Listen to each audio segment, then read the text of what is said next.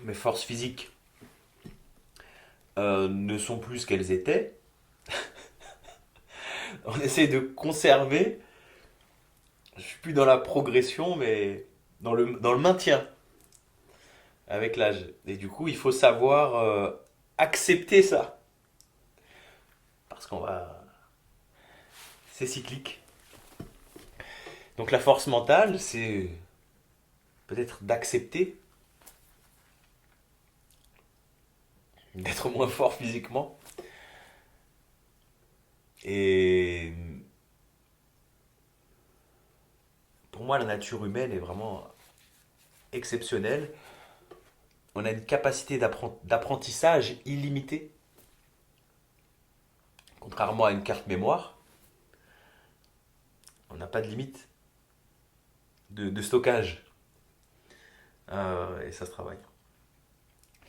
Donc force mentale et force physique. Avec l'âge, on perd de la testostérone chez les hommes. Donc étant jeune, on a vraiment toute cette puissance, cette charge pour pouvoir accomplir.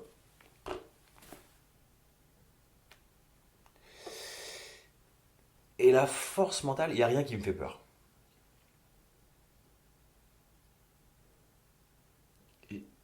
J'ai pas peur.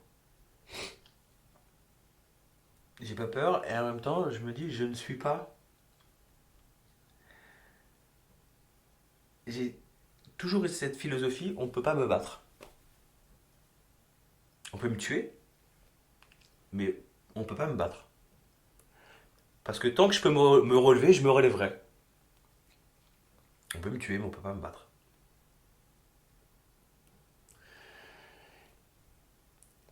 Voilà, de pas abandonner. Et on rejoint justement les arts martiaux, où je me souviens, on faisait des pompes sur les poings, euh, à dos, et celui qui lâche, mon maître avait un shinai. Il appelle ça un shinai, c'est un bâton avec un espèce de fil. Bon, c'était plus pour le fun, mais celui qui lâchait se prenait un coup sur les fesses. On avait des phalanges. Donc c'est apprendre à résister à la douleur. Du coup, ça forge le mental. Et il nous disait, il faut vraiment beaucoup de courage. Lorsqu'on se prend un coup, qu'on a le goût du sang dans la bouche, qu'on est par terre KO, il faut énormément de courage pour se relever.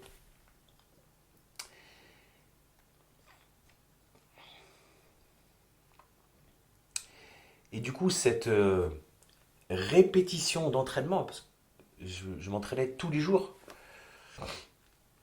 crée des automatismes, des ancrages. Et bah,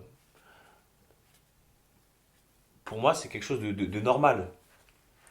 Je me pose pas la question à savoir si je vais abandonner ou pas, non. Et même si on me dit t'es fou, non, ne fais pas ça et tout, bah si. Faut avoir un petit peu justement sortir du cadre, sortir du cadre et écouter sa voix intérieure. On tire énormément de bénéfices et de satisfaction euh, lorsqu'on arrive justement à- comment je pourrais dire ça, lorsqu'on arrive à aller au-delà de ses limites dans le domaine sportif et après on le retranscrit dans la vie de tous les jours. Quand il y a un dossier où il y a des blocages et que j'ai le choix, soit j'abandonne, soit je persévère. Et quand on arrive à, à passer ce cap-là, arriver à l'aboutissement, quelle satisfaction.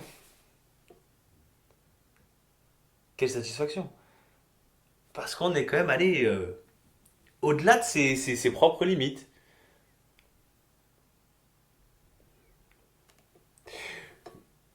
Et moi je dirais quel dommage pour les personnes qui